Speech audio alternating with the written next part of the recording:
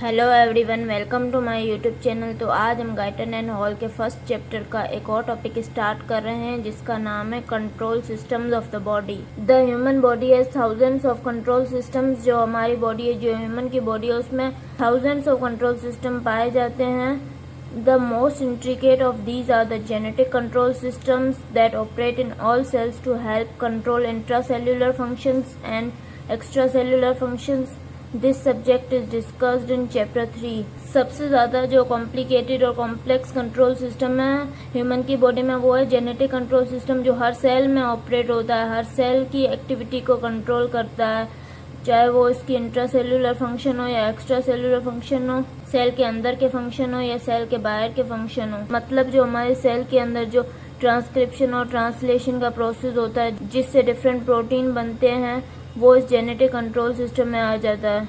ये जो genetic control system है ना, इसके बारे में हम थर्ड चैप्टर में ज़्यादा पढ़ेंगे, डिस्कस करेंगे डिटेल में। Many other control systems operate within the organs to control functions of the individual parts of the organs. और भी बहुत सारे कंट्रोल सिस्टम होते हैं जो ऑर्गन्स के अंदर ऑपरेट होते हैं, और फिर वो जो ऑर्गन्स के इंडिविजुअल पार्ट होते हैं उनको कंट्रोल करते हैं, उनके फंक्शंस को कंट्रोल करते हैं। Others operate throughout the entire body to control the interrelations between the organs. और जो दूसरे कंट्रोल सिस्टम होते हैं वो throughout the body operate करते हैं, मतलब जो ऑर्गन्स के बीच में जो इंटर रिलेशन होता है उसको कंट्रोल करते हैं।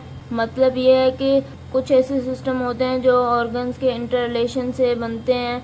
For instance respiratory system operating in association with the nervous system. ये एग्जांपल दी गई है कि मतलब जो रेस्पिरेटरी सिस्टम है वो नर्वस सिस्टम के साथ मिलकर काम करता है। Regulates the concentration of carbon dioxide in the extra cellular fluid. जो नर्वस सिस्टम और रेस्पिरेटरी सिस्टम ये दोनों मिलकर कार्बन डाइऑक्साइड ऑक्सीजन की कंसंट्रेशन को रेगुलेट करते हैं एक्स्ट्रा सेल्यूलर फ्लूइड में। मतलब कि अगर अकेला रेस्पिरेटरी सिस्टम है तो उसे पता तो है ब्रीदिंग करनी है, मगर ये नहीं पता कि किस रेट से करनी है।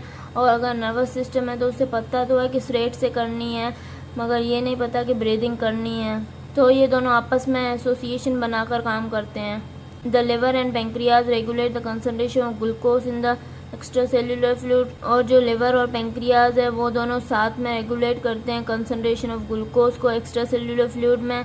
And the kidneys regulate concentration of hydrogen, sodium, potassium, phosphate and other ions in the extra cellular fluid. और जो हमारी किडनीज हैं वो हाइड्रोजन की, सोडियम की, पोटेशियम की, फॉस्फेट की और दूसरे आयंस की कंसंट्रेशन को रेगुलेट करती हैं एक्स्ट्रा सेल्यूलर फ्लूइड में। अगर आपको मेरा लेक्चर पसंद आया तो प्लीज़ मेरे चैनल को सब्सक्राइब करें, लाइक करें और बेल आइकन को प्रेस करें। Thank you.